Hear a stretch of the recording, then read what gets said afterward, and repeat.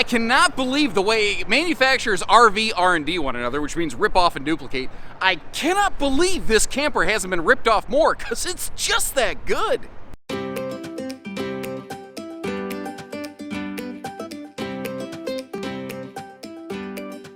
Hello everybody, Josh RV Nerd with Bish's RV down here at one of Forest River's plants, taking a look at a updated version of the 179DBK Wildwood, or Salem, same thing. I'm just going to call it FSX moving forward from here, which probably stands for Fox Sox Xylophone.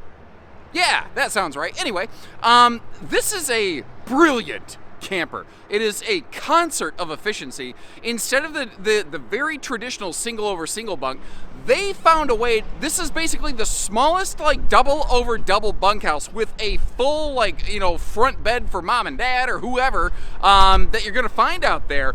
It is slightly bigger than some of the other things, but the point of this RV is like, if you've seen a tandem axle bigger camper, but like you've just got a limited, like say SUV tow capacity or something like that, this one right here will let you pack the whole family in, gives you good campsite window coverage, reasonable storage for what it is. It's not the most amazing thing, although they've improved that recently here. And no slides, ease, simplicity. That's what you're gonna get here, an enclosed belly.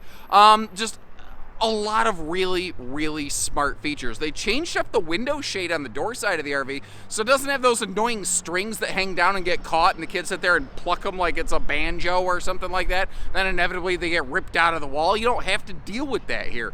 Giant fridge with the door that swings both ways. The kitchen counter space is a little bit limited. The sink's not massive. The tank capacities aren't massive. The cargo carrying capacity isn't massive.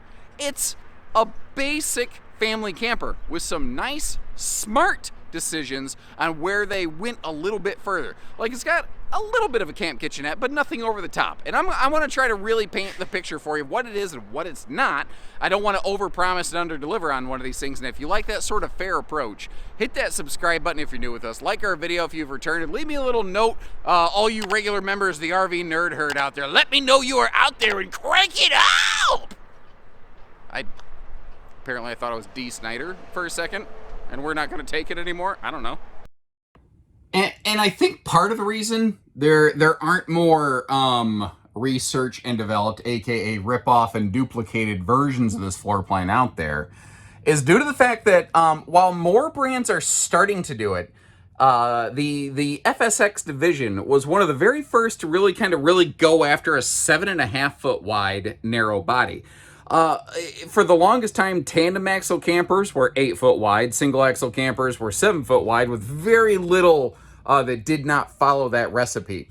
And they realized that with a 7.5 foot body, they could give you some of those really clutch features like the double over double bunks of a 8 foot wide camper in a smaller, lighter package. Now, this weighs a little bit more than a 7 foot wide camper, but it weighs a chunk less than an 8 foot wide camper. So it's all kind of a little bit of a give and take. Now, over here, this is a portable Bluetooth speaker, which is something I'm a big fan of these. But you see this object in a ton of campers over the years. Most of the time, people just use it for USB plugs, and it works great for that. But that's actually a Bluetooth speaker charger and mount, and this is one of the only brands that actually comes with that feature. Now, the, pardon my coat, by the way, kind of like Oscar the Grouching its way out of that closet. It almost looks like Samara from The Ring climbing her way out of that television there. But it was getting warm in here, all the hot air that I'm spewing. Notice that both side stands have household and USB plugs. Now, there's a third black thing over here on the right-hand side. That is showing you where the wiring comes down from the roof solar prep plug into the wall if you want to add a charge controller. Now, if you want to do that after the fact, you do need to finish running the wires down to the battery, so kind of keep that in mind. The light, bright color palette and the fact that, I mean, we've got some really kicking window coverage on this one.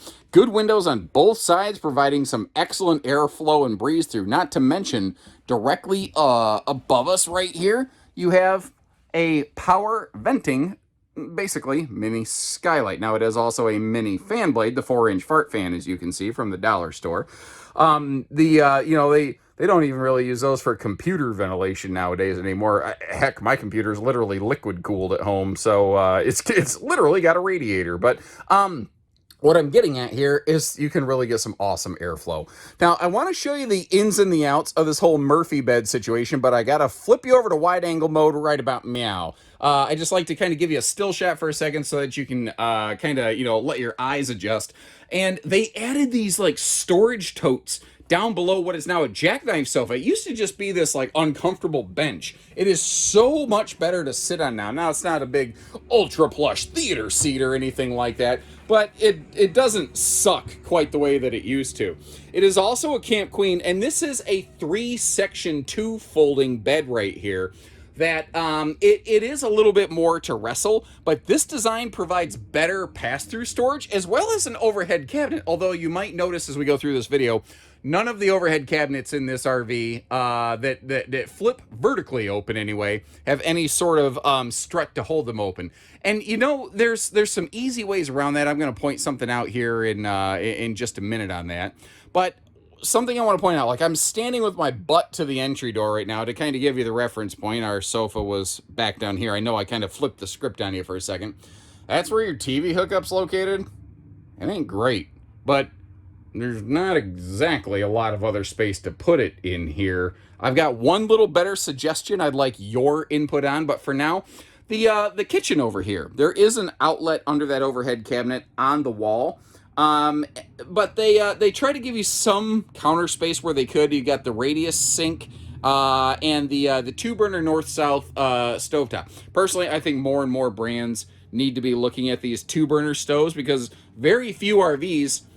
People don't realize that the 3-burner stoves that are out there, only the front burner is a high output. Only the front burner can even get water boiling. So you can't do a whole lot of cooking off a 3-burner stove anyway. A 2-burner stove makes plenty of sense to me. That wall over there where the thermostat's located, if I was going to say there's one better place for the TV hookup, maybe there, because at least it would be straight across from the Murphy sofa. And I get it, that if somebody's facing at the dinette bench that we're able to clearly see in the back by the bunks, yeah, they would kind of possibly be in the way. I get it. It's not a perfect solution. It's a little camper. But they gave us some big-time window coverage. Check that out. They did just an awesome, awesome job of that. They don't do any kind of side-mount air conditioner. They just do a standard full-size air built onto the roof. It is non-centralized, which in a camper this size and a mostly open floor plan, I don't know that that's too much of an issue. But like I said, they don't do any kind of cabinet door strut or holdback or anything. And that's where I think, those, even though just a cheap plastic camper baggage door clip, I think if you put one on the ceiling right there, I think it would work great. And the roof trusses are every 16-inch on center on average, so there's a place that you could really anchor one of those into, or maybe a magnet holdback against that metallic handle right there. That could also be maybe another possible potential solution. I should have just tell you what, here, let's use some x-ray vision. Let's peek our heads inside that cabinet and give you a look at the storage that's in there, as well as storage under both dinette benches. Now, the dinette bench by the door, I kind of wish that was left open-faced and used a little bit more like a shoe garage. Well, I think that would actually be very handy, very cool. Even half of it, just a place to tuck some shoes. Although under the main bed up front, they definitely give you a lot of room to work right there. That main bed, what they got the totes under the bed, but like other than that, what would you stuff under there? I'd be kind of curious to know. And I sounded almost like Porky Pig right there. Moving on back to the bathroom. You may notice the peekaboo I smell you door up here. Thankfully, the bathroom also has its own combo vent fan skylight all in one job there. As long as we're looking up at the shower, here's a picture of me kind of hanging out in the shower. I'm getting stalked by the shower head apparently. My head has to be in that skylight. I'm a little over 6 foot tall. The camper's sidewall is 6.5 foot tall. But that's pretty normal in this class. I'm not really aware of anybody in this class and category doing anything taller and better. So this is as good as you're going to get for this kind of camper. Full shower surround panel is nice, and it is a shower, not a tub. Some people in bunkhouses like tubs. In this camper, with it being a bunkhouse, tub or shower? Leave me a note, let me know. The leg room in this wasn't terrible. Hip and shoulder room was fantastic in this little camper. And something else that I really like, you've got a dedicated sink in the bathroom, separate from the kitchen, and you do have a full medicine cabinet on the wall right there, instead of just a mirror glued to the wall. That's one of the things I really like. Now, I want to, before we step outside here, give you one little point of caution and potential concern on this refrigerator. It's awesome. I like that it opens both ways. I think that can be kind of cool sometimes, maybe less so in this floor plan, but look at this.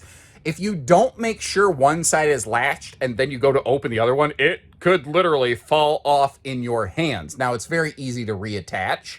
That's not a problem whatsoever. But if you don't have two hands on it and the other side, you're going to drop it. It's going to spike down. It's going to jab the flooring in the RV, and it's going to cause some damage. Ask me how I know.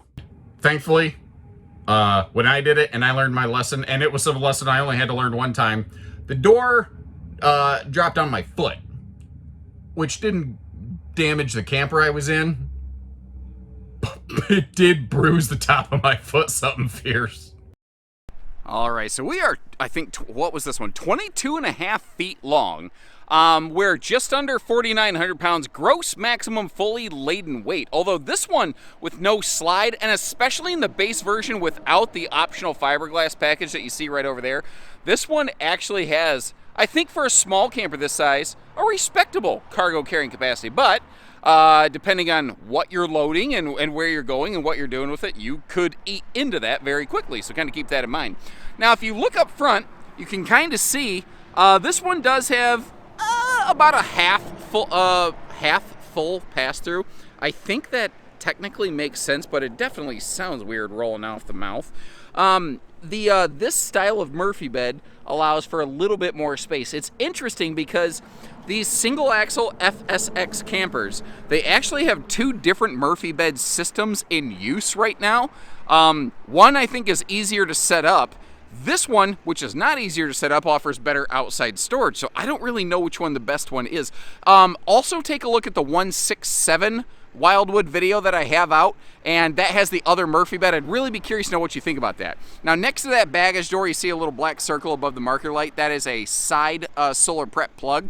This also offers a 200-watt factory solar package up on the roof, which is not optioned on this one today. That includes a 30-amp charge controller as well as a factory battery. So don't let a dealer, if you see that one of these has a solar package, don't let a dealer try to charge it for an extra battery that you already got included, that you already paid for once. Nice campsite window coverage. I love the fact they put a window in the entry door. That is so rare in campers in this class. And then they've been playing with this and tweaking this over the last couple seasons. I think this is a smart example of a very effective camp kitchenette kind of situation here. So first of all, we have our handy griddle, and that is in a nice little metal enclosure right there. So if it is warm and you put it away, it won't be the end of the world. I do recommend you let that cool off though. Easy to miss over here, by the way. A couple USB plugs, handy for, you know, that Bluetooth speaker for your phone, whatever the case may be. Then over here we got Dad's medicine cabinet for the bottled water and the barley pop, cold and refreshing till the last drop.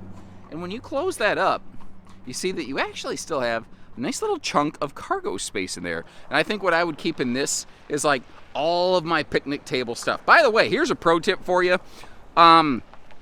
Don't use a public picnic table at a campground without covering it. And you might be going, well, why? Well, first of all, something you don't think about, there's animals all over that thing, possibly at night or when the campsite is not occupied. And sometimes animals gotta do their duty, as they said on Wreck-It Ralph, if you follow me and pick up what I'm plopping down. The other thing is, speaking of plopping down, this is disgusting, and it's a real thing that actually happens. And I'm sorry if this is how you learned about it.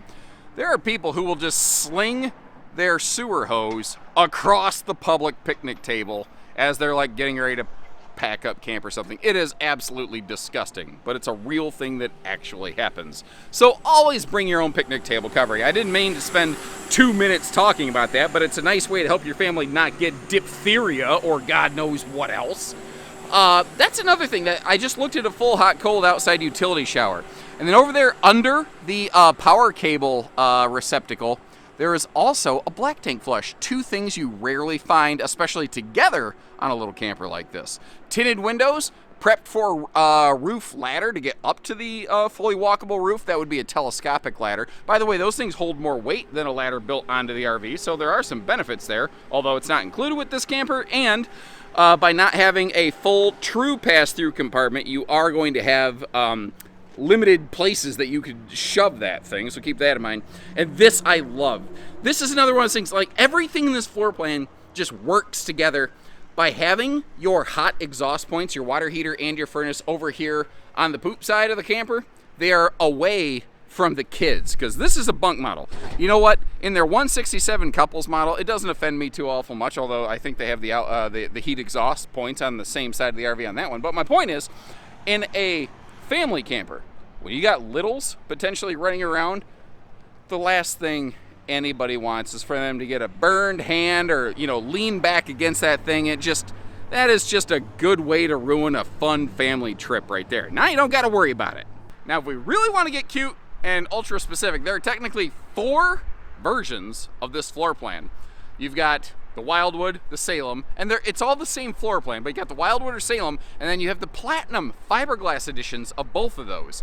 And the fiberglass Platinum editions, they will add an X at the end of the model number, just in case you're kind of curious, like why some of these have an X and some of them don't, but it looks like the same camper. That's why. So the more you know. That was a little pitchy. Anyway, I'm not Dee Snider, and I should just quit singing. Neither here nor there. I was never that good at it anyway with my nasally frog voice.